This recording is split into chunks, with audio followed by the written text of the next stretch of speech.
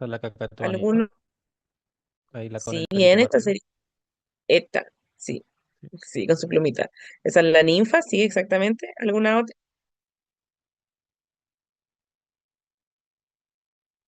Estas son bien comunes, Sí, están las han visto, los están en agapor, Favet. hay agapornis también arriba. Estos son los agapornis, sí, estos también son agapornis, o inseparables también, se llaman. Súper. Y Ujú. esa es la ¿Alguien más? cotorra argentina, la que está abajo. Exacto. Esta es la cotorra argentina, súper. Bien, estamos avanzando. Y ese que son, también son bien comunes, que harta gente las tiene de mascota.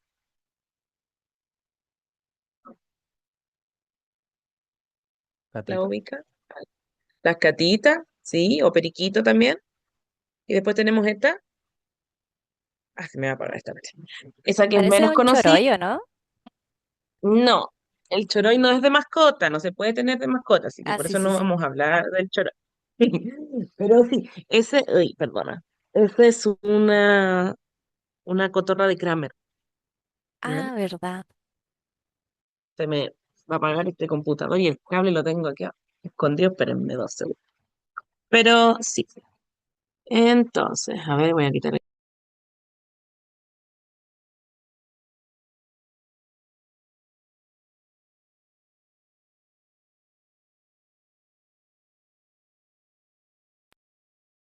No podía sacar el cable. Ay, bueno, sí, entonces esa es una cotorrita de Kramer.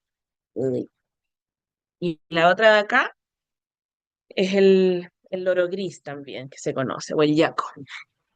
Entonces, solamente un 5% tiene dimorfismo sexual, ¿verdad? Que es que diferencia el macho de la hembra. Y acá lo divido en dos grupos. Ese grupo de acá no tiene dimorfismo sexual y este grupo de acá, en cambio, sí tiene. Ay, se me queda pegada esta cuestión. Ahí sí. Ya, este grupo sí tiene, o sea que podemos saber cuando uno es macho y cuando es hembra. La cotorra de Kramer, el macho tiene este collarín negro, la hembra no lo tiene. En las catitas, el macho tiene la cera de color azul y la hembra la tiene de color café. Cuando es juvenil es de otro color. Entonces este es macho, esa es hembra.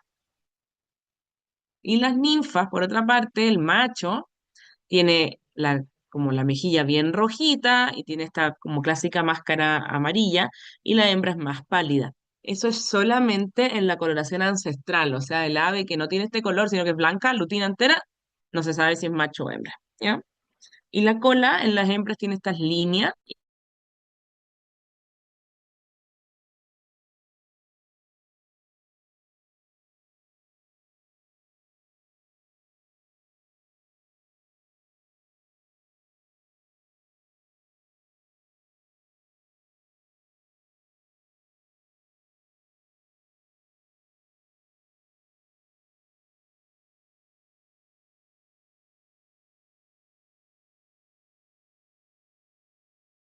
Malas perchas, por mala dieta, por mala nutrición, por ser obeso, ya el mal ambiente, mala higiene, lo mismo que hablábamos en los conejos con podermatitis.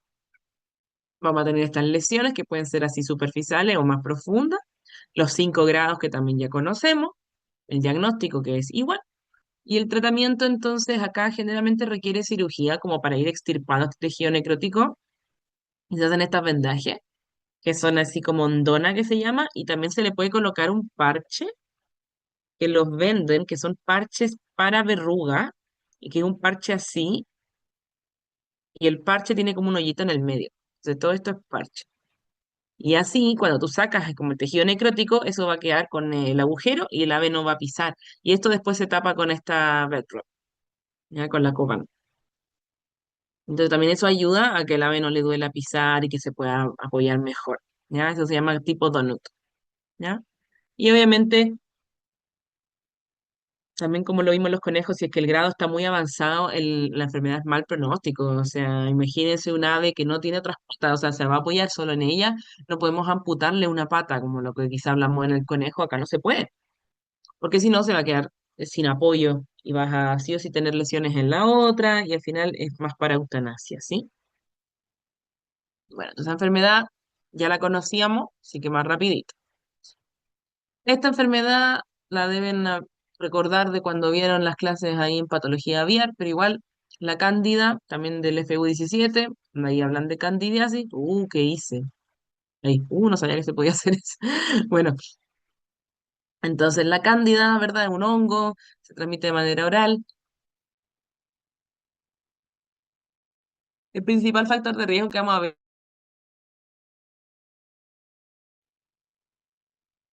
Entonces tenemos también los otros medicamentos que no son tan efectivos. Se dice que se pueden agregar gotitas de vinagre de manzana, igual funciona, porque altera el pH del buche. Corregir obviamente la dieta, quitarle todo el azúcar. Y es un tratamiento súper largo porque son hongos.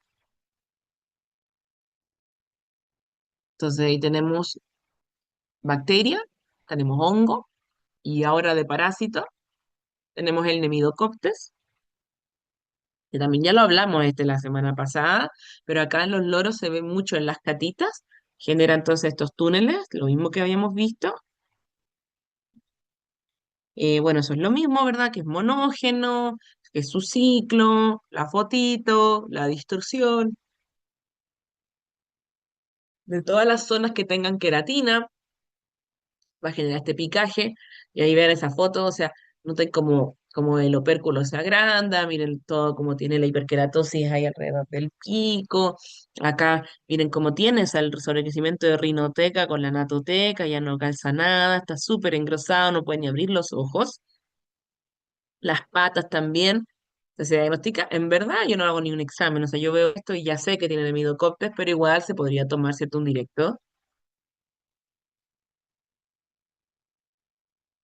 Y lo que habíamos hablado también la semana pasada, entonces el tratamiento tiene que ser selamectina o ivermectina, yo prefiero selamectina por el cálculo de la dosis. La limpieza profunda, acuérdense de repetir la dosis según el ciclo del parásito también. Y en este caso no solamente hay que hacer eso, sino que además hay que hacer un limado de pico. O sea, hay que anestesiar al paciente, aplicar analgesia y limar, porque si no, no va a poder comer, o sea, no le va a calzar la boca, por ejemplo. ¿Ya? Y uno a veces lo puede también como adelgazar un poquito. Entonces la infecciosa, ahí tenemos un parásito, hongo y bacteria. Em, Son como las más comunes, hay virus también. Supuestamente los virus ya no están en Chile, pero igual hemos tenido unos casos que son muy sospechosos de diferentes tipos de virus que pueden afectar las aves, pero por eso no los vamos a ver, porque no están descritos oficialmente en el país, ¿ya? Y son bacterias, estas infecciosas que vimos, ya son, que las hablamos la semana pasada y que son agentes que ustedes ya conocen. Entonces, más rápido. Pero ahora acá, las no infecciosas, tenemos unas similares también de los que hablamos la otra vez y otras que es un poquito más complicada. Entonces, hipovitaminosis A, ya lo hablamos. Acá ven, son dos machos, vean la cera como la tiene. Entonces, nuevamente acá es por una dieta baja en vitamina, ¿sí? Muy usual que come pura lechuga, que le dan pura semilla. Y vamos a ver entonces una hiperplasia, una metaplasia escamosa en todos los epitelios. Entonces vamos a ver lesiones en la orofaringe, vamos a ver estas lesiones que no va a poder comer, va a tener rinitis, le va a afectar los ojitos, la blefaritis, ¿verdad? Problemas de piel, porque es una degeneración de todos los epitelios que tenga en el cuerpo, ¿ya? Se diagnostica nuevamente gracias a la anamnesis que ustedes van a hacer, que va a ser muy completa, a los signos clínicos que van a visualizar, y se podría tomar una biopsia. Y para tratar entonces, ¿qué tengo que hacer? Dar vitamina A que sea parenteral, o sea, que sea inyectable. Corregir la dieta. Se podría operar si tiene granuloma o tratar si tiene hongos o bacterias que a veces por baja de defensa viene una infección secundaria. El problema de la vitamina A es que si se acuerdan, la vitamina A es liposoluble. Entonces, por ser liposoluble, podría generar una intoxicación, ¿ya? Entonces, no es llegar a inyectar vitamina A todos los días, lo que yo quiera, porque el paciente se podría morir de una hipervitaminosis. Entonces, sí o sí, hay que regular las dosis, hay que evaluar los niveles, se da igual que la vitamina D, o sea, es una vez a la semana, de mantención, ¿ya? Y ahí se va colocando. Pero principalmente después lo obtenemos de la dieta. El picaje. El picaje yo creo que es una de las enfermedades más complicadas, más complejas, así que le vamos a dedicar un tiempito acá. Entonces, acá esto, como les decía la semana pasada, esto no es un apterio, esta es una zona desprovista de pluma patológica, ¿ya? No es natural, no es un apterio, ¿sí? Es autoinfligido. Nunca es en la cabeza, porque en la cabeza sería si otro lo ataca. Esto es en el cuerpo, ¿ya? Porque él mismo se saca las plumas, se va a destruir las plumas. Y solamente pasa en animales en cautiverio, no va a pasar en animal silvestre que tenga enriquecimientos y todo. Es multifactorial y es una de las enfermedades, yo diría, más frustrantes de tratar, tanto para uno como para el tutor, porque se demora mucho en recuperarse, se demora mucho en, en saber la causa. Entonces, bueno, una puede ser médica, puede ser algo infeccioso en la piel, algo neoplásico, reproductivo, tengo un huevo, me duele. Nutricional por la mala dieta, ambiental porque resulta que el fotoperiodo no lo respeté, porque hay sobrepoblación, porque el ambiente está muy húmedo, porque está muy seco, porque hay mucho polvo. Conductual porque estoy estresado, no tengo nada que hacer, me enamoré de mi tutor porque el tutor me hace un masaje que es medio, para mí es como subido de tono para el lorito, entonces se enamora del tutor y no se puede reproducir con el tutor, entonces se va a frustrar. O está muy apegado al tutor y el tutor por mejor compra otra ave y eso lo va a estresar. Y hay especies obviamente que son más susceptibles que otras, ¿ya? Entonces, la anamnesis acá nuevamente es súper importante, hay que tomar todo el historial, hay que hacer un análisis de las conductas, hay que hacer el examen físico y hay que tomar todos los exámenes que puedan haber complementarios para descartar que no sea otra cosa. Ahí ven una ninfa, ahí estoy yo también con un gordito, acá miren este chiquitito, está hospitalizado, o sea, miren cómo no tiene ni una pluma, se ha sacado todo, pero la cabeza la tiene preciosa y le llevaban para disminuir el estrés, le llevaban al hospital toda su casita, sus platitos. Él era el que yo les decía que tenía una conducta que todos los días desayunaba en vaso de vidrio jugo de naranja. Se miren las plumas, las que están feas, ven. O sea, se nota que las ha estado picoteando y él hacía su vida normal aunque hubiera gente alrededor, o sea, ni siquiera se estresaba por eso. ¿Y qué tenemos que hacer para tratarlo? Reducir los signos. Es muy difícil curar esto, ¿ya? Hay que corregir todos los factores que pueden haber.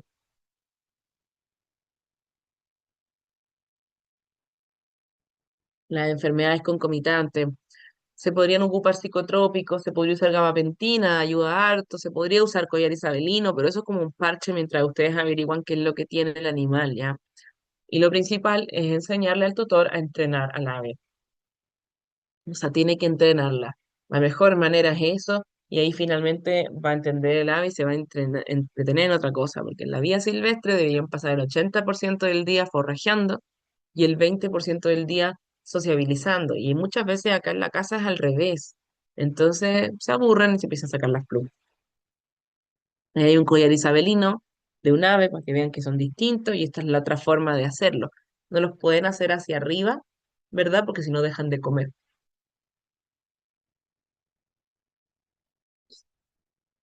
Estos diagramas a mí me gustan harto porque diagraman como lo difícil que es todo esto. Entonces, por ejemplo, lo primero que hay que hacer es evaluar toda la historia. Tipo de jaula, dónde está ubicada la jaula, quiénes viven con ella en la jaula, aves que están cerca, la dieta de ahora, la dieta de antes, el fotoperiodo, la exposición a toxinas que pueden haber tenido y la humedad. Después de haber visto todo eso, vamos a revisar al paciente. Y ya tengo que saber más o menos qué es lo que quiero revisar según lo primero, porque en un ave el examen físico dura 5 minutos, no puedo tenerla mucho rato. Y además ya tengo pseudo preparado todo lo que le voy a hacer, porque no la puedo tomar y tener al lorito en brazo y decir, oh no, ¿qué es lo que tenía que hacer hoy día? Tengo que tener todo listo en la mesa para poder seguir el paso siguiente. Entonces, ¿qué exámenes puedo tomar? Exámenes de sangre completo, bioquímica, hemograma, citología fecal, citología de buche, radiografías, PCR de polioma, que eso, y PBFT son los virus que les decía que no están descritos en Chile, pero que yo sí tengo un par de pacientes que estoy segura que tienen esto, pero no tenemos como oficialmente esos virus acá. Ácaros, cultivos, biopsias, citología de pluma, o sea, todo eso se podría tomar, ¿ya? Pero antes de siquiera tomar el ave, tengo que conversar con el tutor de lo que vamos a hacer y tenemos ya que tener que esto listo. Y este otro diagrama también me gusta harto porque dice, ok, le faltan plumas. ¿Es intrínseca o es destructiva? Si es intrínseca, podrá ser ambiental por cambio de pluma. Podrá ser médica por un tema nutricional, por un circovirus, un poliomavirus o un parásito. Que estas causas médicas hacen que se caigan las plumas. Pero que se caigan las plumas no es lo mismo que se saquen las plumas. Uno va a ver que tiene heridas, por ejemplo. Uno va a ver que tiene lesiones en la piel. Uno va a ver que está quizá el raquis y no están las válvulas. Eso no es normal. ¿Ya? Entonces, ¿por qué puede ser destrucción? Porque sobre acicalamiento, porque estoy aburrido, o por razones no médicas, que puede ser el estrés, que el tutor, que trajo otra ave, que la jaula, que no hay enriquecimiento, o razones ya médicas. Por ejemplo, falla renal. La falla renal genera dolor, la septicemia, falla hepática, todo eso hace que me pique el cuerpo, ¿ya? Alergia también, bacteria, hongo, bornavirus, incluso yardia. Todo eso puede hacer que se saque de las plumas el ave.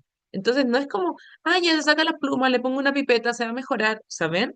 Hay que saber todo esto para poder llegar a este algoritmo y saber más o menos qué es lo que puede tener. Y el tutor tiene que invertir harta plata en todos estos exámenes, por ejemplo, y pensar que no podemos hacerle todos los exámenes que están acá en la lista de una, porque si no, el ave se te va a estresar y se te puede morir. Entonces, de todos estos, ¿cuál es el que yo más creo factible según la historia que me dijo el tutor? Ay, ¿ya?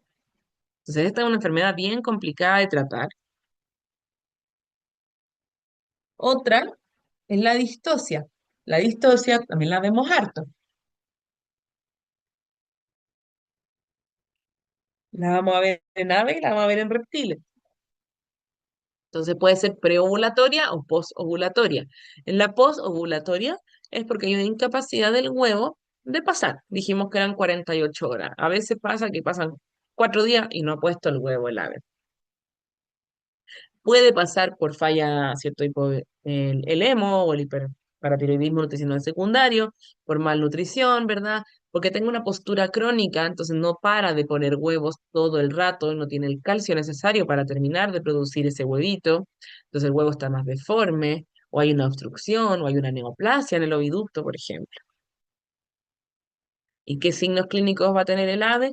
Va a estar con anorexia, va a tener depresión, va a tener este movimiento de la cola, como que va a intentar poner el huevo, pero no puede.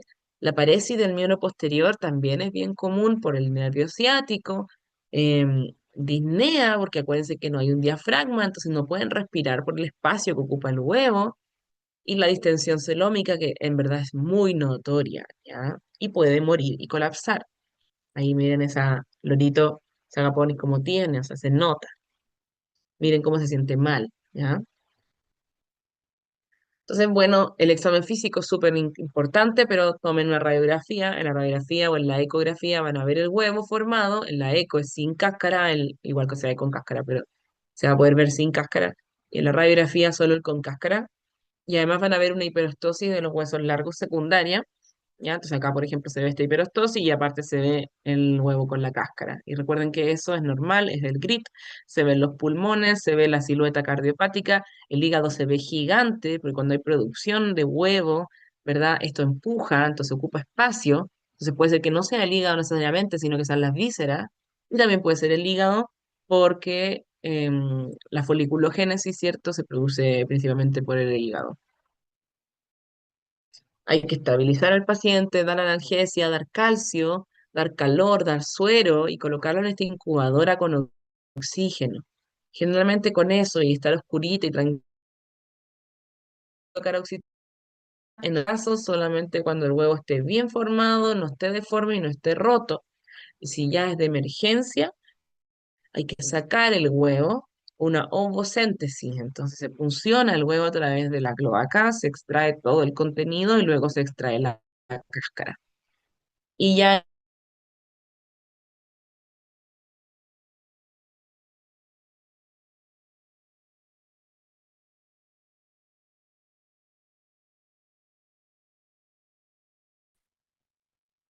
¿ya?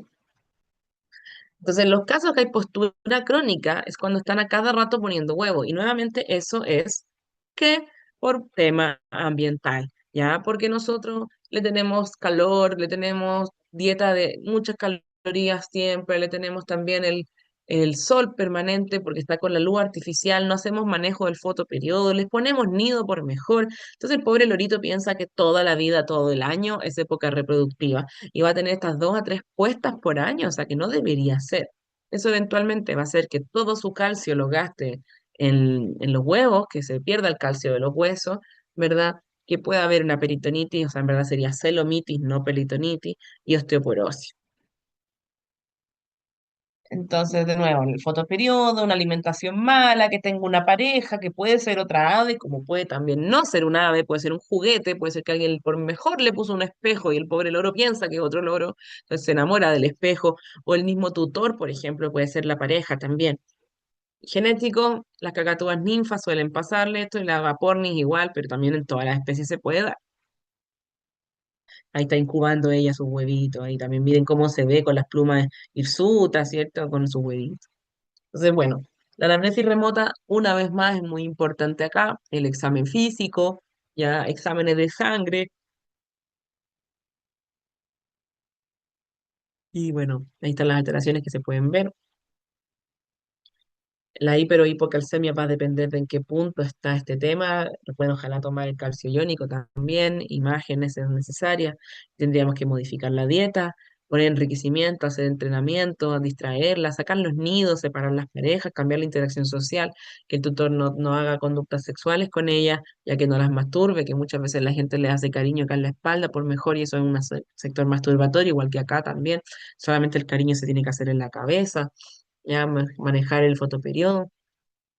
Y muchas veces ya en estos casos hay que hacer un manejo hormonal con un implante de lorelina, que es el mismo implante que colocamos nosotros en los hurones, se colocan en las aves. Nosotros le hemos colocado ya varios loritos para ayudar.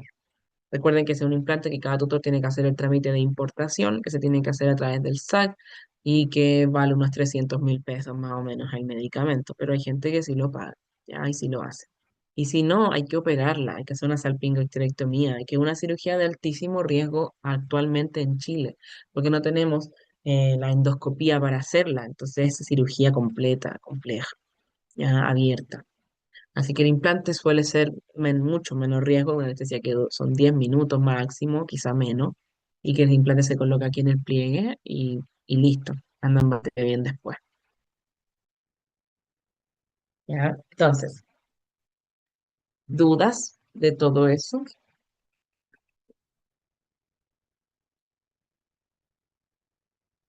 ¿El ¿O implante dudas que hayan de quedado? qué era exactamente? ¿Y el mismo Era implante que como se el... utiliza en neurones? Ah, ya, ¿Te acuerdas cómo se llama? Lo vimos beta-citolina. en el neurón. Exactamente. Ese mismo. Ya. Ese mismo implante. Ahora, en Estados Unidos, ellos tienen prohibido colocar este implante a aves, ¿ya? No lo hacen porque lo fiscalizan. Entonces lo fiscalizan y está considerado que está prohibido porque como genera una castración química y muchas aves se ocupan para producción allá. Pero acá, en verdad, o sea, pucha, las aves deberían tener todas permiso CITES, deberían estar todas con su anilla, debería estar todo mucho más regularizado y no lo está. Entonces, o sea, está súper estudiado que el implante sirve y nosotros lo vemos clínicamente, entonces acá no hay ninguna ley que lo impida, ¿ya? Lo único sí es que cuando ustedes, si van a hacer el trámite de importación o el tutor lo va a hacer, tienen que ayudarlo a hacerlo, nunca lo dejen solo porque el implante es para perros y gatos. Hay un implante para perros y gatos y un implante que es para hurones. Entonces, como en Estados Unidos está prohibido el uso de este implante en aves, no lo pueden importar de Estados Unidos, tienen que importarlo de Europa. Entonces, en Europa se utiliza el implante que es para perros y gatos. Entonces, ustedes van a hacer todo el trámite con el tutor y después el SAC se los va a rechazar porque les va a decir, este implante es para perros y gatos, no es para loros. Entonces, ustedes tienen que tener las bajo la manga y tener la carta lista, escrita, donde le colocan todas las referencias bibliográficas que avalan el uso del implante Naves. Y después de eso, el SAC lo vuelve a analizar, te vuelven a cobrar, porque te cobran por cada análisis que hacen, y ahí después lo autorizan. Eso me ha pasado varias veces ya. Entonces, por eso yo te lo digo, como para que lo tengan pseudo listo y no lo traigan de Estados Unidos para las aves, porque te lo van a rechazar. O sea, Estados Unidos no te lo va a vender ni siquiera, ya, porque no se puede ocupar en aves en ese país. Un tema legislación de ellos. Y al principio me daba susto, me daba como cosa, porque el implante es gigante, es súper grande y uno dice un olorito tan chiquitito, pero se pasa subcutáneo y en verdad no hay problema. O sea, hasta ahora ninguno se ha picoteado después, se portan hasta mejor que los hurones después se rascan y todo. Así que sí, es el mismo, ¿ya? Se llama Suprelorin, el F es el Estados Unidos y es para hurón, acá no, esto es Suprelorin solo, ya que es para perros y gatos. De hecho, creo que el envase dice perros solamente. Entonces, bueno, el punto es que hay que justificar por qué usarlo. Pero yo no parto con eso, o sea, sino que parto con todo el ambiental, ¿cachai? Mejorar el tema social, mejorar el fotoperiodo, mejorar la dieta, quitar los nidos, y ahí después si nada de eso resulta y sigue con la postura crónica, nos calentamos la cabeza viendo cómo traer el implante para ese paciente. Pues no es como que a todos se le coloque, porque cuesta tanto traerlo, que son los mínimos casos finalmente, ¿cachai? Porque no es llegar y traerlo al tiro tan fácil. Imagínate que este año logramos traer en total 20 y de esos 20 yo creo que fueron 5 para loros al menos, de todos los loros que se atienden. Entonces, sí. ¿Otra duda?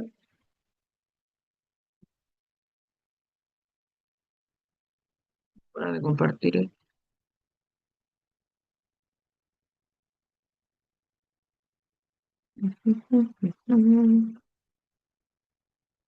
¿No?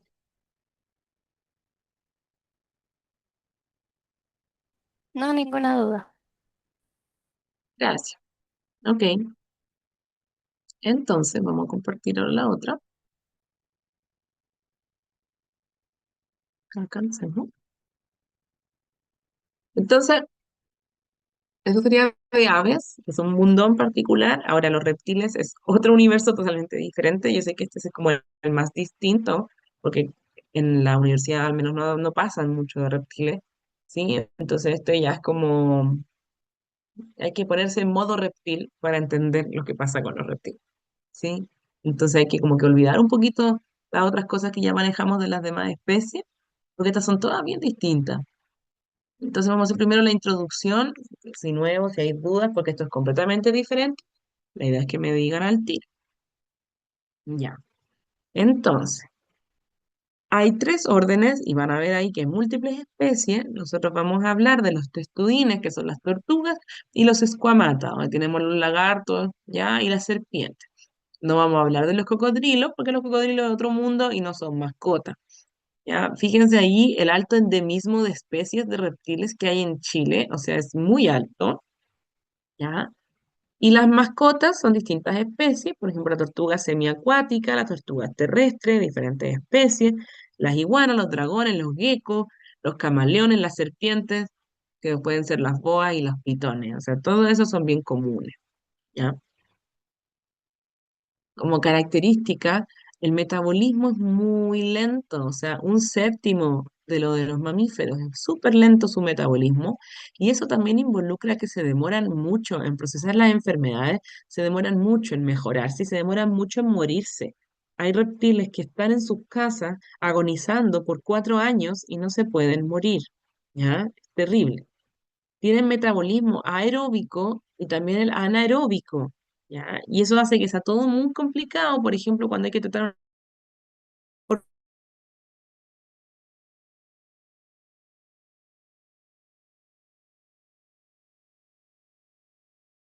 Y ahí hay un término que se llama el POTS o POTR, que es el rango de temperatura óptima alcanzable para la especie, ¿ya? Es un rango que yo tengo que ofrecerle en la casa para que la especie logre llegar a su TCO, que es su temperatura corporal óptima.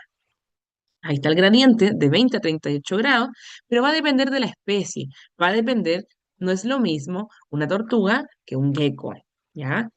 Si el animal no logra tener esa temperatura corporal óptima o está subóptima, yo no le pongo, no, tengo la tortuga en el patio nomás porque no importa, total que da lo mismo, si se adapta, si vive bien, si tiene 40 años y ha vivido así no va a digerir el alimento. He tenido pacientes que defecan choclo que comieron hace 3 años, es decir, lo están botando, ¿ya? Entonces no va a digerir alimento, no va a tener actividad reproductiva porque la conducta, porque su tema metabolismo está mal, ¿ya? Y no va a tener un sistema inmune correcto, entonces va a enfermar. y no te va a demostrar la enfermedad igual que un mamífero, porque todo es más lento. Entonces se va a enfermar y no lo vas a notar hasta que sea muy tarde. Aparte, ellos hacen lo que se llama fiebre conductual, que cuando se sienten mal buscan el calor y te dicen, uy, la tortuga está todo el rato al lado del calefactor.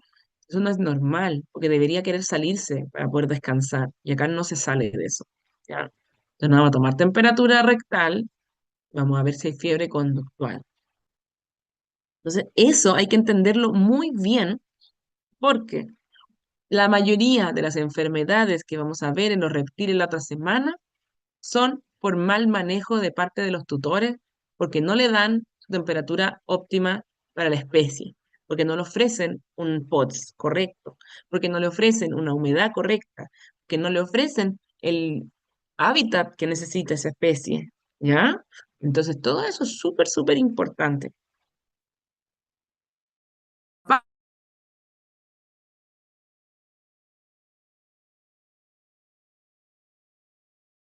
Necesita correr, cuando necesita más actividad, el shunt va a ser izquierdo-derecho. Entonces va a aumentar la perfusión pulmonar para tener más capacidad, ¿ya? Es diferente al shunt que sería derecho-izquierdo, ¿verdad? Que serían estos casos de la apnea. Ya, entonces eso es súper importante nuevamente también por los tratamientos que vamos a hacer, por los síntomas que vamos a ver. Entonces, si una tortuga llega respirando con la boca abierta, está súper mal, po, porque ni siquiera pudo entrar en la anaerobiosis.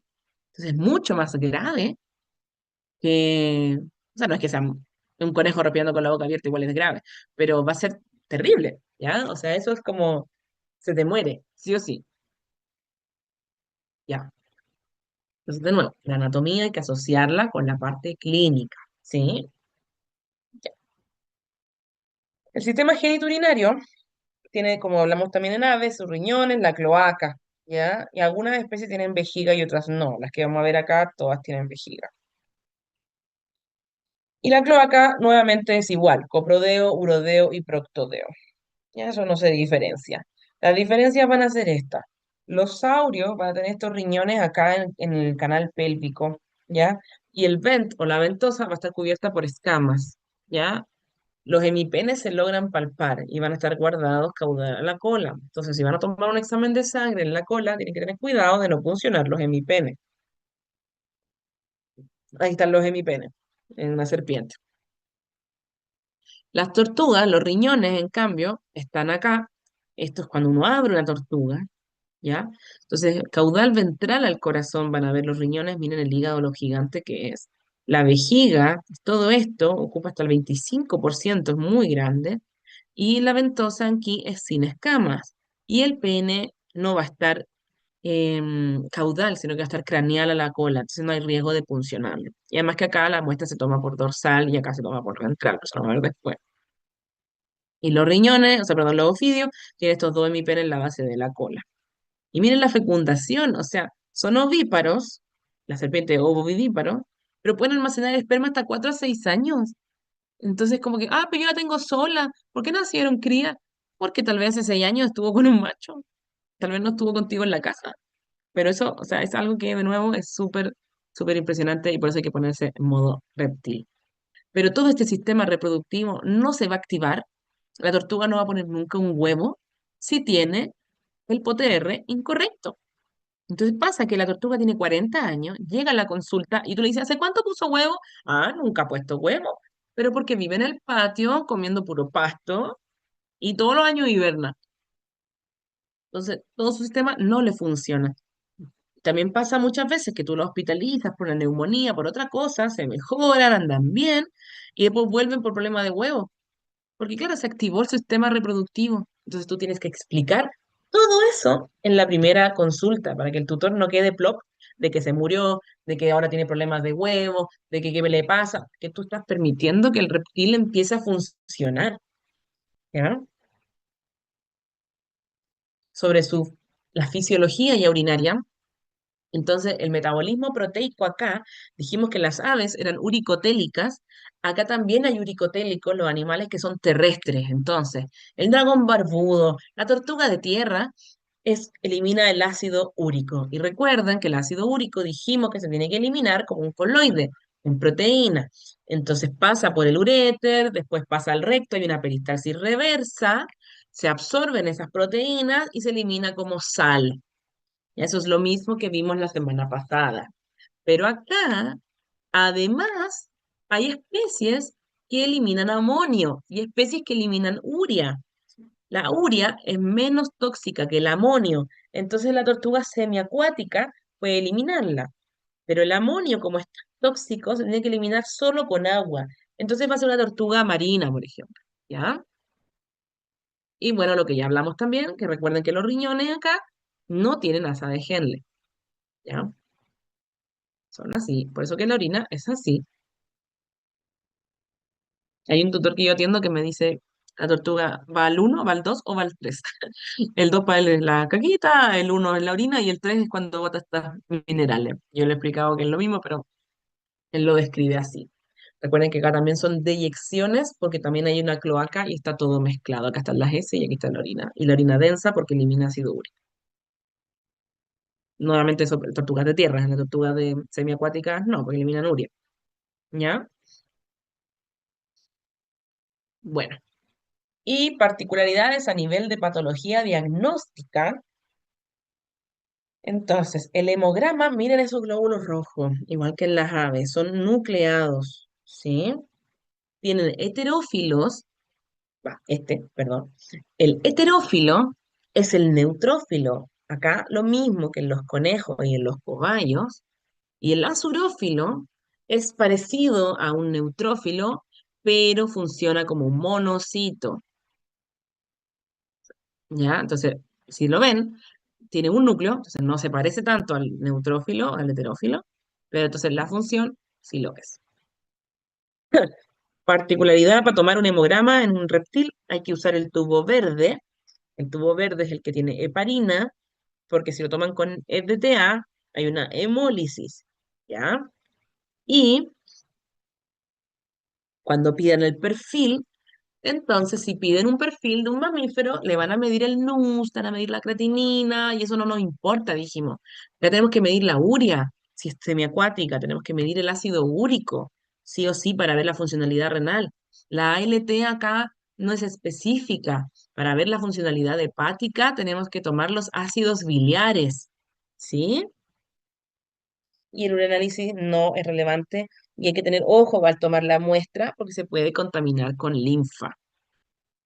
Entonces, sí o sí, cuando ustedes tomen esa muestra, tienen que tomarla en un tubo verde, tienen que poner que es una muestra de reptil, tienen que compararla con los valores sanguíneos de la especie en la zona geográfica. Si lo comparan con algún libro que justamente fue hecho en Europa, va a salir un valor nada que ver a lo que deberían tener los reptiles acá en Chile. Entonces está publicado y muchos laboratorios ya tienen su base de datos y yo he intentado que hagamos una tesis con algún alumno de eso, pero claro, es súper difícil porque hay que tomar muchas muestras para poder hacer un estándar de un valor de referencia. Pero hay que tener todas esas precauciones en el momento que tomen una muestra de sangre en un reptil. ¿Ya? Entonces, vamos a ver las tortugas.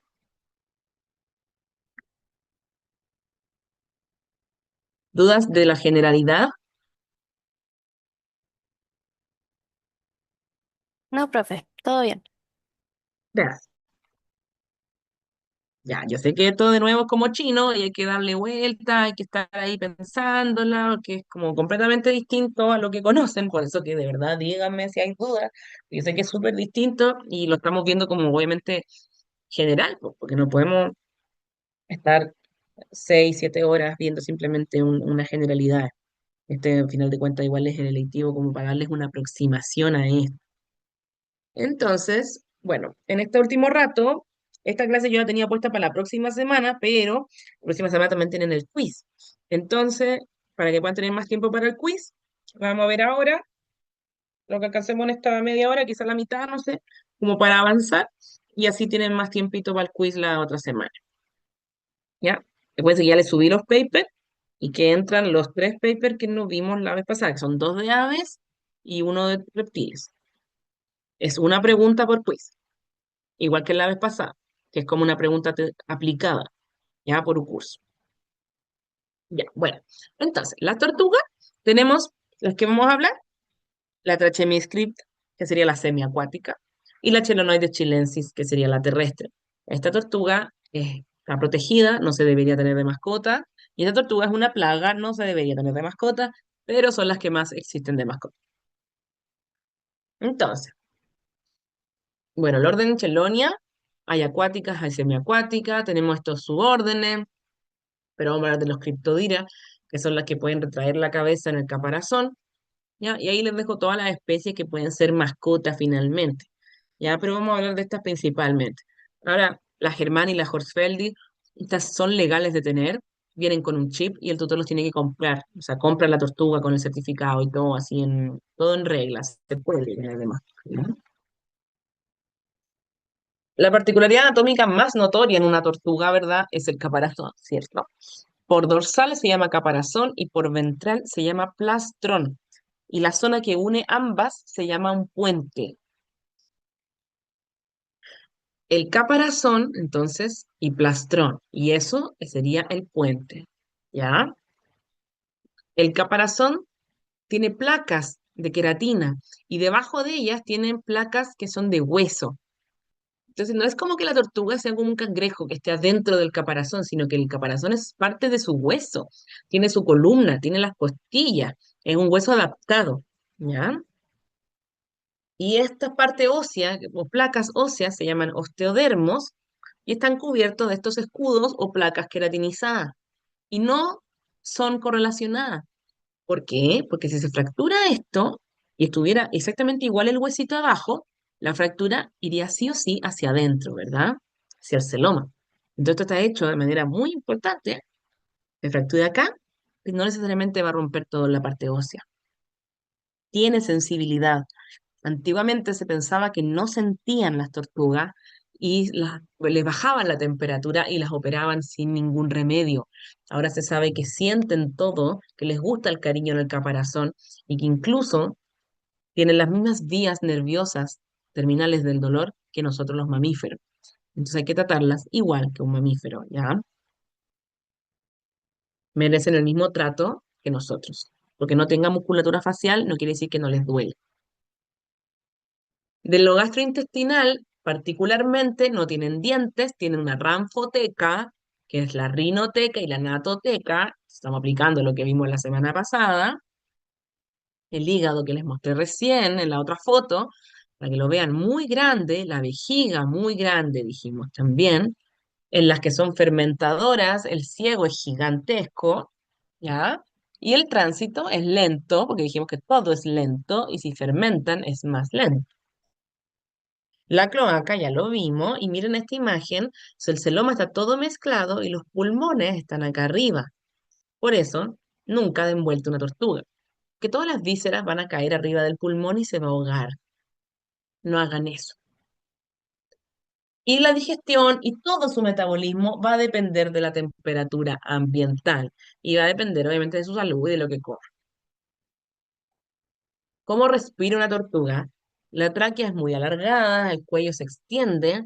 Ojo, cuando tocan el cuello de una tortuga no hacer mucha fuerza porque podrían romper la tráquea, ¿ya? Acá también hay anillos completos, que son una de las tareas que quedó pendiente, de porque es importante para la anestesia, y se va a bifurcar en los bronquios, los bronquiolos, y acá sí hay alveolos, ¿ya? No como los parabronquios en ave.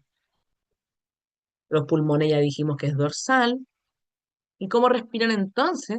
Por una musculatura, es una respiración activa, ¿ya? Que está adherida. Por eso que cuando uno reanima una tortuga se dice que deberíamos moverle las patas, porque no podemos hacer un masaje cardíaco. En los genitourinarios vamos a dividirlo entre especie terrestre y semiacuática. En la terrestre tiene vejiga, la hembra es ovípara y el plastrón cambia de forma según el sexo. En el macho es cóncavo y la hembra es plana. El macho es cóncavo porque se sube a la hembra. Y también vamos a ver que tiene un falo, ¿ya? Ahí se ve la concavidad. Ahí está el falo. Mucha gente se asusta cuando lo ve porque suele ser negro y es bastante grande. Esto es como que de lado, pero de frente es como una cosa gigante. Es normal, no es un prolapso, ¿ya? ¿Cómo debería vivir una terrestre? La tortuga terrestre tiene que vivir en un terrario. No que en el patio, que la cuestión. No, en un terrario para tenerlas bien. Lo mínimo debería ser 120 por 120 centímetros, con un sustrato que sea suavecito, con una lámpara de calor, una lámpara de luz UVB, monitorear el POTS en el día y en la noche, tener una gradiente, tener un termohigrómetro para evaluar la humedad que tiene el terrario. La luz UVB se cambia cada 6 meses, porque después pierde el efecto la luz UV, ¿ya? Y hartos enriquecimientos que hay que poner también para que se pueda esconder. Miren qué lindo esos terrarios. ¿Qué come la tortuga? Va a comer pellet, la tortuga, según la especie, puede comer verduras de hojas verdes, puede comer heno. ¿Y qué pasa cuando ya la tortuga es vieja y nunca comió pellet?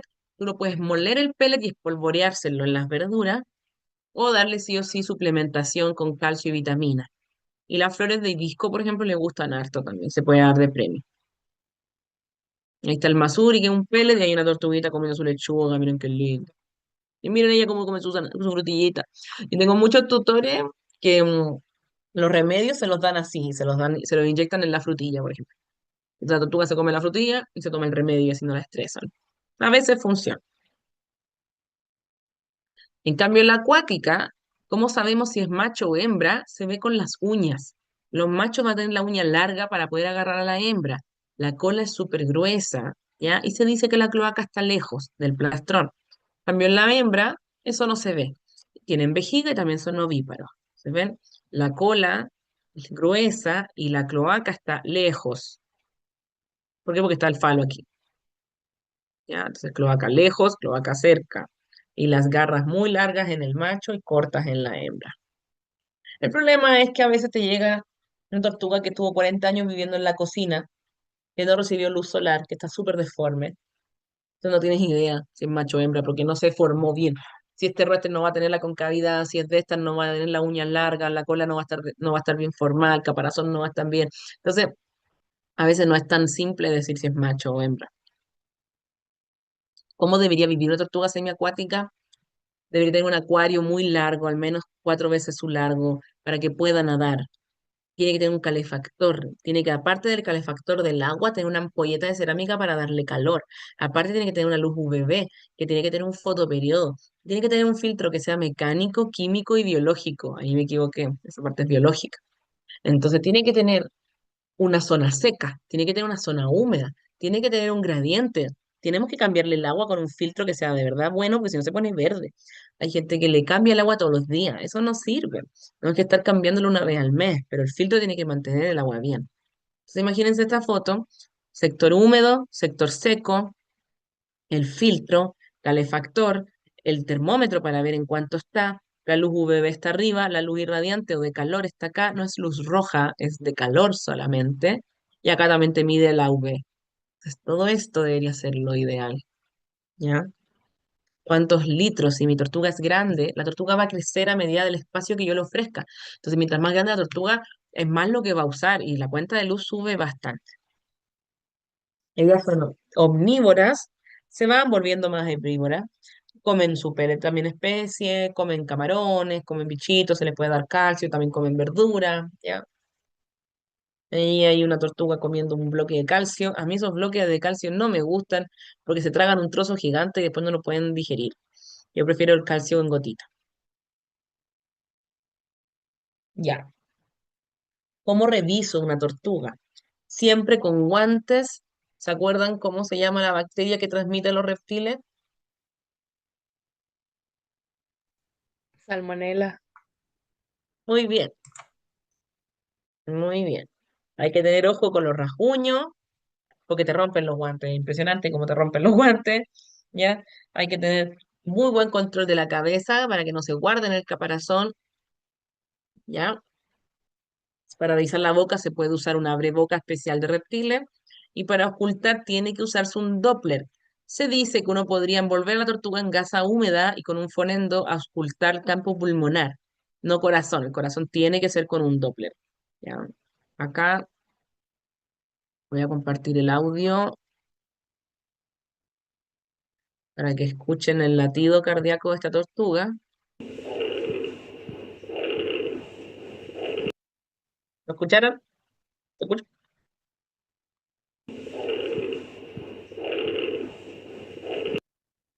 ¿Se escuchó? ¿No? ¿Sí, no? Sí, sí se Sí se escucha. escucha. Ah, gracias. Entonces una tortuga que está anestesiada, que está conectada al multiparámetro, que está con sus electrodos también, que está con un termohigrómetro aquí para ver qué temperatura tiene, con la humedad, tiene su vía endovenosa y está con intubada, obviamente, y aparte está con su Doppler para poder medir la frecuencia cardíaca. Y se tienen que tomar exámenes siempre. Cada consulta de reptil tiene que ir con 3 exámenes, porque tiene un caparazón gigante que no te va a dejar palparle nada. Entonces, se puede palpar obviamente si hay huevos, pero no vaya a poder palparle el hígado. Dijimos que era gigante, pero está en el medio, no se va a poder palpar. Entonces, ¿qué exámenes sí o sí hay que hacerle a un reptil? Tenemos que hacerle una ecografía, una radiografía, hemograma y perfil, y a veces coproparasitario. El de sangre, ¿cómo obtengo la muestra de sangre? Depende. A mí me gusta mucho la vena dorsal de la cola. Es fácil, se estresa menos y no tengo riesgo de que me muera. Entonces me cae bien. Pero se puede usar la yugular. La yugular es la mejor en el sentido que es la menos contaminada, ¿ya? Es la única en la que no va a salir linfa, que no hay riesgo de que se contamine con linfa. El plexo braquial también se puede y el seno subcarapacial actualmente está súper contraindicado, aparte de que se contamina con linfa, hay casos de tortugas que han quedado parapléjicas después de esa toma de muestra. Ahora yo creo, yo la he hecho 1000 veces, yo creo que tiene que haber sido muy fuerte la toma de muestra, pero podría existir. Ahí está la yugular, ahí está la yugular, ese es el seno subcarapacial, que uno inyecta y llega a la columna, por eso que está este riesgo, ¿ya? Ahí se ve, está una tortuga morrocoy. Ese es el plexo braquial, que a mí me gusta harto para tortugas grandes, yo lo uso bastante. Y la dorsal de la cola, ya, recuerden ese ángulo y listo. ¿Cómo tomamos una radiografía a una tortuga? Dijimos que era radiografía, ecografía y examen de sangre. Entonces, la radiografía, tengo que tomarle una vista dorsoventral, que las es perdón, vertical. Así. Ya, listo. Se ve así.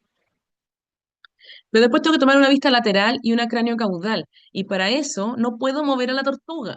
Porque si yo muevo a la tortuga, dijimos que todas las vísceras se van a mover porque no tiene diafragma. Entonces tengo que mover la máquina de rayos. Tengo que tomarla de manera horizontal. Entonces la tortuga va a seguir ahí, pero la máquina tú la mueves para poder tomar la imagen. ¿Ya? Así. Entonces uno tiene que ponerlo en la orden. Haz horizontal. Y la pones encima de un envase plástico y se queda quieta. Nunca hagan eso. No. Si yo hago eso, porque la máquina a veces están fijas en el techo, entonces vamos a la tortuga, nomás no importa, y la máquina fija en el techo. No, porque va a salir con una neumonía y vamos a pensar que está por morirse, y es que las vísceras se corrieron y ocuparon el espacio del pulmón. La idea de la vista lateral es poder justamente visualizar pulmones y celoma. Y finalmente la cráneo caudal, también gas horizontal, la misma idea, y aquí comparo ambos pulmones. En esta principalmente puedo ver hueso, puedo ver si hay huevos, puedo ver si hay cuerpo extraño, puedo ver el gas intestinal como acá. Acá veo también celoma, veo pulmón y aquí comparo los dos pulmones. Y la ecografía se hace a través de ventanas sónicas, cérvico-braquial, según la anatomía, vamos a ver el hígado, el corazón y la tiroides, ¿ya? Y la prefemoral, en cambio, vamos a ver todo lo demás, tracto digestivo, reproductivo, vejiga. Cuando son muy chiquititas, se puede hacer esta burbuja, un gel, para poder ver. Cuando son muy grandes, ya no está ese problema. Sí o sí, tengo que hacer esos 3 exámenes en consulta básica para poder hacer una idea de lo que tiene ese reptil. Si no, es una consulta que en verdad no va a servir. Y muchas veces el tutor te dice, ay, pero ya pagué la consulta, ¿cómo es posible? Por eso es importante que se le diga y se le explique al tutor antes que una consulta de un reptil va con todo eso y tiene que hacerle todo eso. ¿Ya? ¿Cómo doy medicamentos a una tortuga? De manera subcutánea, se puede. Existe la forma de la fosa prefemoral o la ventana cervioecobraquial.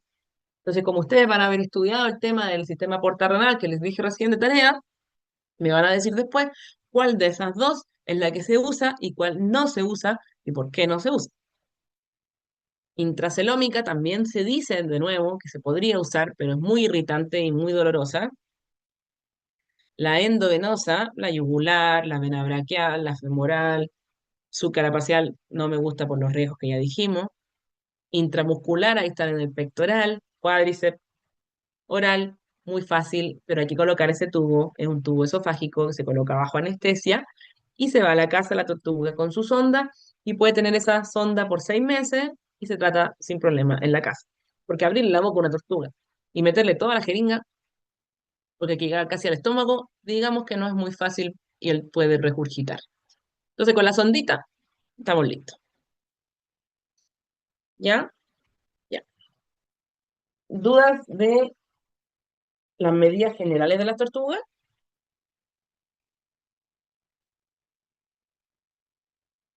No, ninguna. Gracias. Ya. Enfermedades comunes. Primero las fracturas. Lamentablemente mucha gente atropella a las tortugas y también los perros las atacan porque parecen pelotas que se mueven. Es un tratamiento que es de urgencia, pero la urgencia no es la fractura, la urgencia es la infección. No hay que cerrar la fractura. Antiguamente, se cerraba el tiro, se le pegaba el caparazón, pero después se morían igual.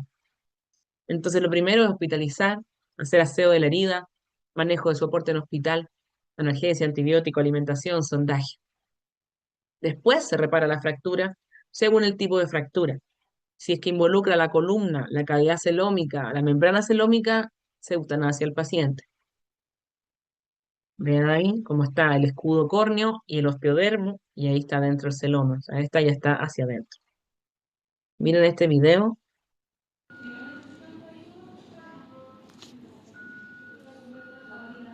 Eso no es un pulmón. El pulmón está acá arriba. ¿Qué podrá hacer?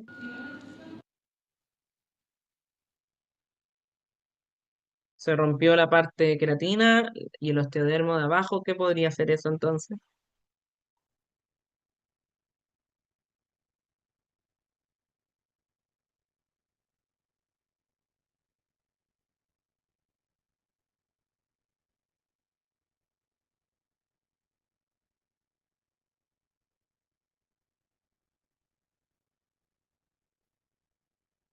Bueno, después entonces se tiene que unir cuando ya se recupera y ahí uno lo puede unir y le puede poner esto amarracables, ¿cachai? Le pueden poner también alguna fibra o para poder cerrarlo.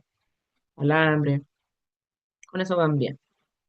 Nuevamente vamos con la hipovitaminosis A, esta la vamos a ver rápido porque ya la conocen. Entonces, por dietas inadecuadas, clásica tortuga que come lechuga nomás y nada más. Hay un niño que grita, ya. Y mal manejo. Entonces también va a generar la degeneración de epitelio, vamos a ver los mismos signos que conversábamos renantes, y acá la blefaritis es como lo más común, ¿ya? Miren esa blefaritis, entonces es como bien usual esa blefaritis, ¿sí? Pero podría haber también malformación, problema de piel, problema de quemosis, o sea, otro tipo de signo clínico igual se va a ver. Como lo diagnosticamos, lo mismo que dijimos delante, generalmente anamnesis, examen físico, se podría tomar biopsia y ojo con la vitamina A parenteral, hay que agregarlo en la dieta y también hay gotitas de vitamina A que se pueden colocar en los ojos, ¿ya? También ayuda tópicamente. El biparatiroidismo nutricional secundario, que ya lo hablamos igual, es un repaso nomás de cómo es el ciclo del calcio, no sé por qué me quedo encima de ese otro, pero es lo mismo. Ya el ciclo del calcio ya lo conocen, lo mismo que en otras especies. Entonces, cuando la dieta tiene más fósforo que calcio, se altera esto, hay también una deficiencia de vitamina D3, no le dan la luz UVB, por ejemplo, no tiene una buena temperatura, va a tener esta enfermedad. Y vamos a ver que no hay una buena formación ósea, entonces el caparazón va a estar mucho más flexible, ¿ya? Va a haber fracturas, va a estar la mandíbula deforme, no va a tener movilidad de las patas traseras, puede haber incluso una tetania. Acá se ve, miren la rinoteca cómo la tiene deforme, acá están hundiéndolo con un lápiz, acá miren cómo se quedó, ahí están hundiéndola también. Esto es terrible, ¿sí? La signología clínica ya es como bien diagnóstica, pero ojalá tomar radiografía y examen de sangre para ver el calcio iónico. Y se tiene que hospitalizar al paciente, nuevamente regular el POTS, aparte hidratar, aparte manejo de dieta, colocar calcio. Y el pronóstico es súper malo, en verdad. Depende del grado de la enfermedad, eso sí. Miren ahí lo deforme que está esa tortuga. Uno dice, hoy tiene una neumonía horrible. Y no, es que no tiene espacio para el pulmón porque está deforme la tortuga. Y esta es una tortuga que tenía yo hospitalizada y donde está aplastada, ¿saben? Al tiro se nota que no está hacia arriba su caparazón, está muy aplastada. Miren el color rojizo que tiene también, una sepsis. Pero la voy a aplastar y ahí ven cómo se hunde. Sí, sé cómo se mueve, ¿cierto? Sí. Ella además estaba eliminando líquido libre. Estaba súper mal esa tortuga. Bueno, otra enfermedad también que la hablamos recién hoy día sería la distocia, que como les dije, está la preovulatoria y la posovulatoria. Acá en reptiles es más común la preovulatoria, pero en verdad las dos, ¿ya? La preovulatoria se conoce igual como éstasis folicular porque los folículos no avanzan a huevo, ¿ya? Entonces, hay anomalías después de que se forma este vitelo y podría de nuevo ocurrir por qué cosa, qué sorpresa, mal hábitat, mal ambiente, mal fotoperiodo, mala dieta. Vamos a ver que está con cambio conductual, vamos a ver que va a estar más letárgica, está llena de folículos, o sea, miren este tag, miren, no hay espacio para los pulmones acá. Esa tortuga no sé cómo respira, ¿ya? Y diagnosticámoslo con examen físico, ecografía, sí o sí, se van a ver estos folículos. En una radiografía no se van a ver porque no tienen cáscara, es un folículo, ¿ya? Tac, es lo mejor. Y exámenes de sangre, obviamente. El ácido biliar dijimos que se aumentaba por la bioetelogénesis, ¿ya? El calcio va a estar inverso. Ahí miren, no hay cáscara. En cambio, la posovulatoria es cuando el huevo tiene un problema, que está deforme, que está grande, que la hembra no lo puede poner, lo que hablábamos de antes, en las aves. Y vamos a tener entonces esta excavación de nido, ese tenesmo, el prolapso, oparesia, de nuevo letargia, de nuevo no va a poder respirar. Y el diagnóstico acá sí nos sirve la radiografía. Y miren ahí cómo se ven los huevos. Entonces se ven esos huevitos y este se ve aplastado y deforme. Acá uno tiene que medir la distancia acá en la cadera para poder saber si va a salir el huevo. Y miren ahí, hay restos de cascarón. O sea, hay un huevo que se reventó. Miren acá, miren esos dos. Entonces, en esos casos que ya hay que pensar que hay yema libre en todas partes. Y eso va a ser una celomitis por yema. Y eso es para cirugía sí o sí. Lo primero que tengo que hacer es hospitalizar para mejorar el ambiente, mejorar el POTS, mejorar la humedad, la nutrición, la fitoterapia, calcio, y muchas veces terminan en cirugía. Yo sé que hay colegas que utilizan la oxitocina, pero no está tan estudiada en reptiles y al final tú la colocas y si tiene un huevo deforme vas a hacer más daño que bien. La cirugía antiguamente se hacía así, como pueden ver, se tenía que cortar con un Dremel estéril, obviamente, se dejaba una lengüetita para mantener la irrigación, se hacía la cirugía y luego se volvía a pegar, ya están los folículos llenos de folículos, y se volvía a pegar con masa epóxica, y entonces demoraba mínimo un año en cicatrizar. Actualmente, la doctora Camila Dunner hace esta cirugía a través de la fosa prefemoral, le pone puntos en piel y cicatrizan en una semana. Entonces, mucho mejor. Otra enfermedad, que ahora sí es infecciosa, sería la neumonía, que decía que es bien difícil de tratar, ¿verdad? Y de visualizar. Las causas pueden ser múltiples, igual que las que en otros animales, y puede ser asintomático por la nerviosis o puede ya tener disnea. Por ejemplo, acá miren esta serpiente, cómo respira con la boca abierta. Eso ya es muy malo, ¿ya?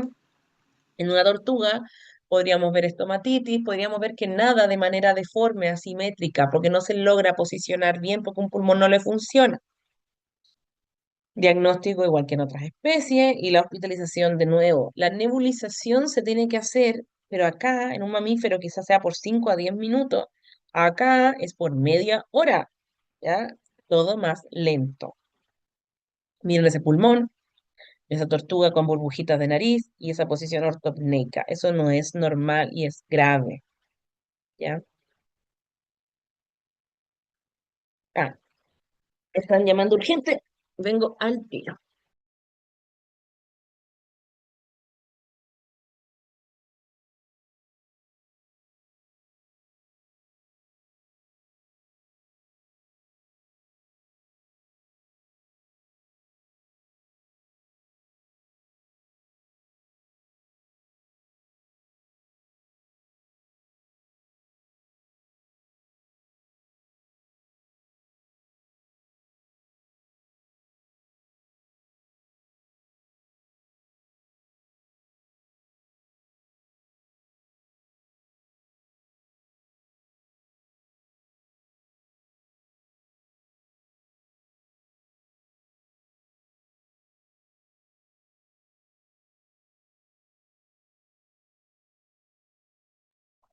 Perdón, chiquillo.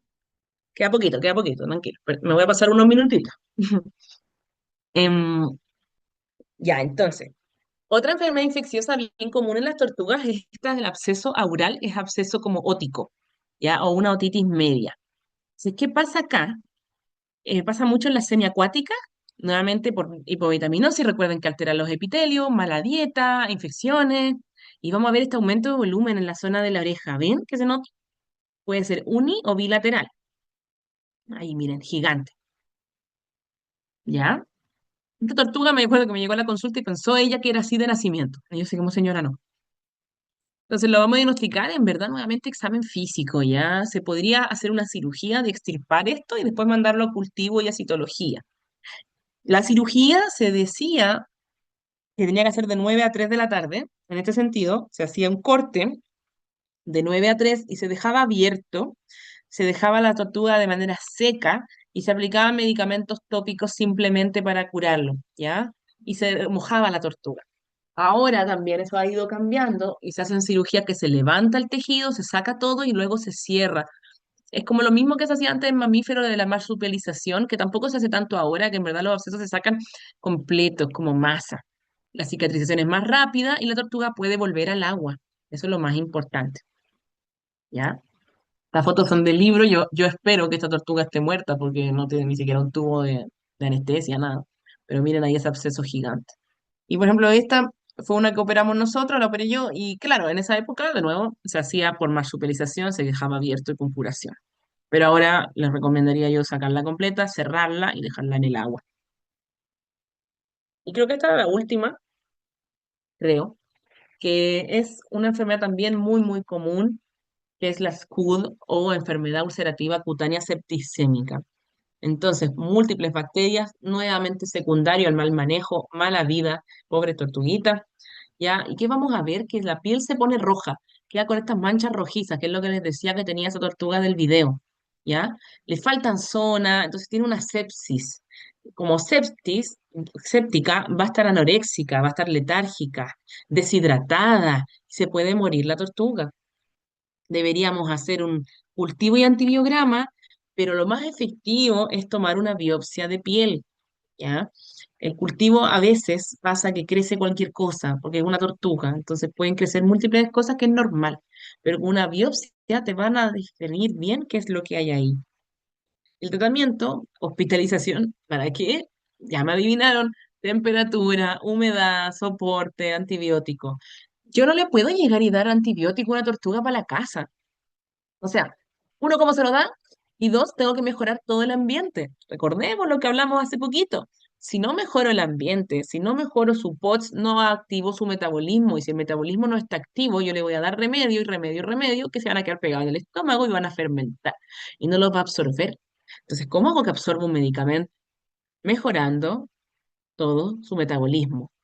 Y ahí recién le dejo antibiótico. Yo hospitalizo una tortuga, no le voy a dejar antibiótico el primer día, se lo voy a dejar el segundo o tercer día recién, porque no le va a hacer efecto. Entonces, de nuevo, lo que les decía, modo reptil, hay que ponerse en modo reptil. Esto es totalmente distinto a lo que hemos visto hasta ahora. Acá viene esta tortuga de Scud, le falta toda esa parte una gangrena básicamente se consumió, y en esa, ahí, y así parte.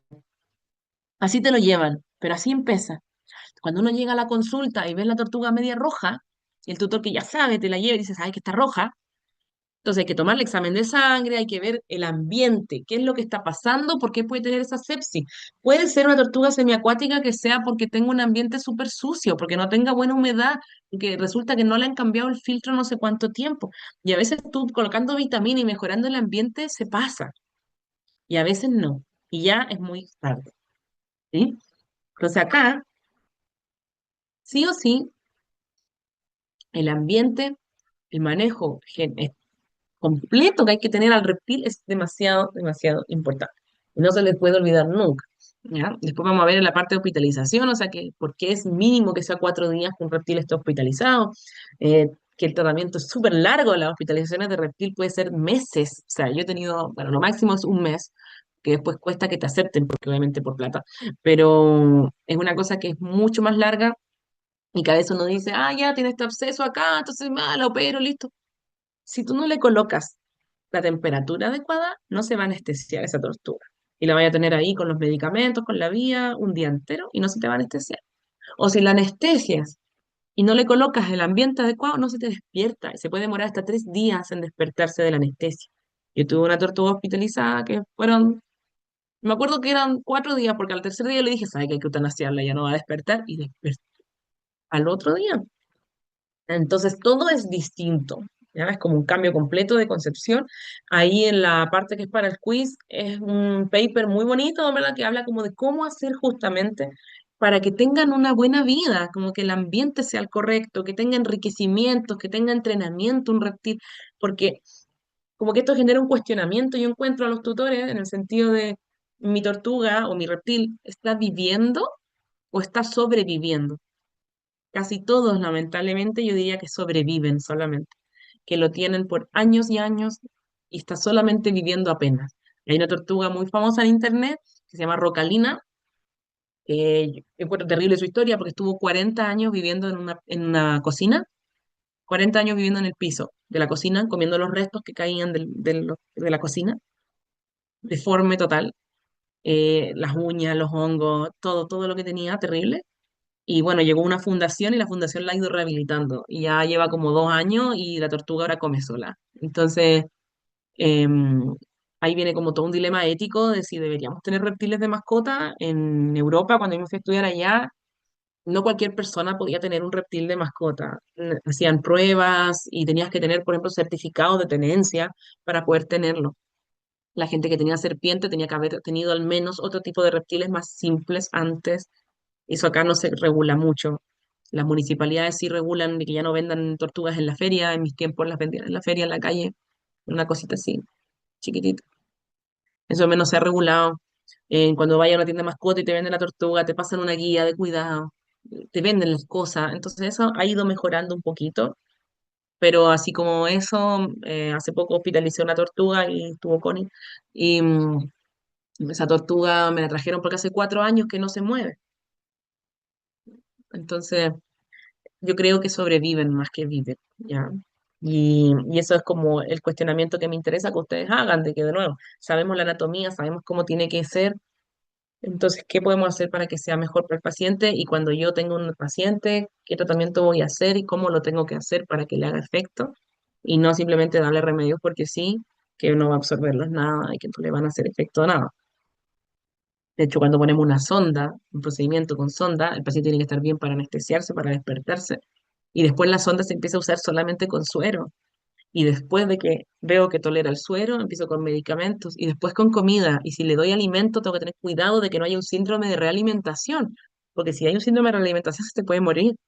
Entonces es un mundo completamente distinto. ¿Ya? Y bueno, nada que ver, pero en noviembre se va a hacer el Congreso Anual de Exóticos en Curicó.